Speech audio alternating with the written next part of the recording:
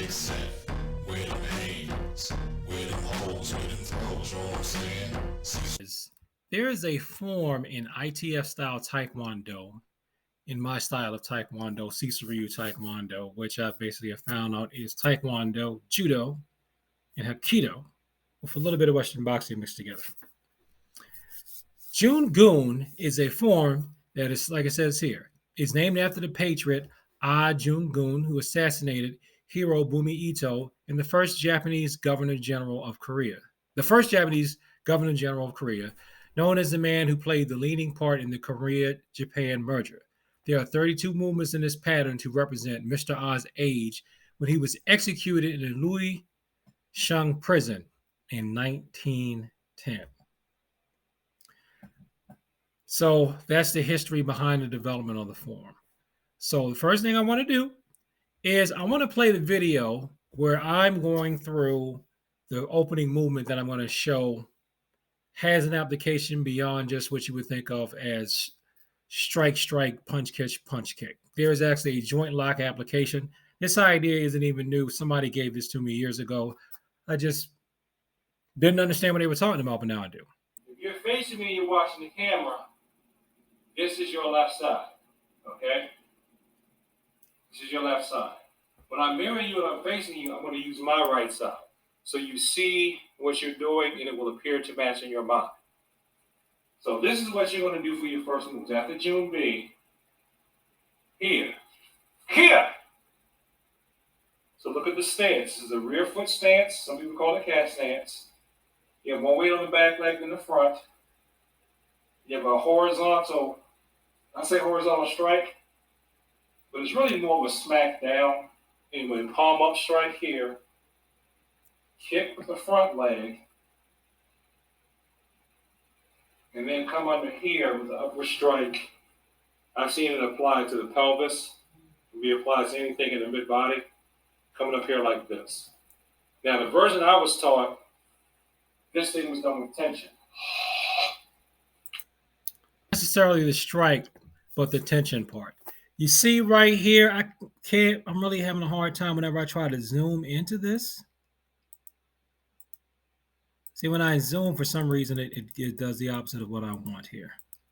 So you see where it says scoop wrist lock? This is in the Hapkido manual. See right here? See how it's coming up on the wrist here? And that's like that in-between movement before you would get to the resting rear foot stance, the cat stance. He's got one hand pressed on another hand here. Let me go back here. Okay, here's a close-up of what I wanted to get to. See how here he's got this hand pressed on this hand? Here's another thing here. These are the opening movements here, kick, and come up. Now, in a sense, you could say that you would need those first two movements before you go to this. If you imagine that you're standing facing someone, they grab your wrist with the opposite hand while you're trying to walk away. So you turn to the side to get some leverage to try to knock their hand off like this. So if you can't get their hand off, then you can't get their grip off just by turning and getting them away. Then kick low with that first front kick. And then when they're distracted, come and grab and come up underneath with the scoop wrist lock. This is how the Hapkido manual, I believe it is page 424, right? No, 432. On page 432 of the Hapkido manual. Scoop wrist lock. Grip and twist the opponent's cross hand outward to lock the wrist as you drive the wrist across the front of the opponent's body using your other wrist. Mechanics are similar to an outward wrist lock. I don't have the text for the outward wrist lock. I don't have that here. So, point is, page 432 of the manual Hapkido, I'm going to put references to this below. This is another way to think of those first moves again. Let me see. Well, you won't be able to see it because it's me reduced here. So let's go back to the video. You're at attention, right? Let's say you're standing in front of someone. They grab your left hand. You turn off the side to try to get their hand off your wrist, and it doesn't work. So to distract them, because they're so strong that when you turn, it didn't let go, you kick them low, but I do a high kick here. Kick them.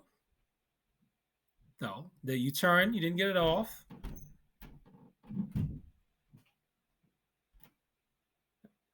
Come on, Cecil, kick. Thank you. Kick them any way you can. If you're up close, knee them. If you're up close, knee them. Just do something with your leg.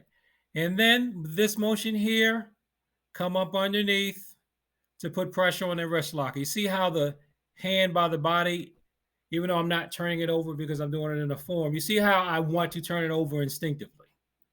See? Look at my left hand here. See how I want to turn it over instinctively? Okay, so somebody grabs the wrist. I kick to let go. When I'm turning, you see how I want to instinctively turn it over? And here I give it this motion here to send power to the other side. So this, we press it down on the other person's wrist to come up under for that scoop lock. Scoop wrist lock.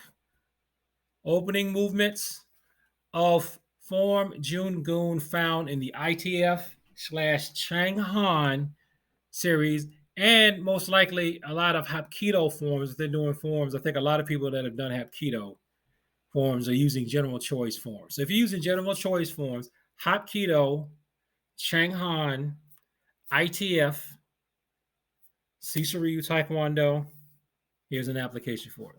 Thanks for watching this video. Like, comment, subscribe, and share this with people who like to talk about the martial arts, and peace.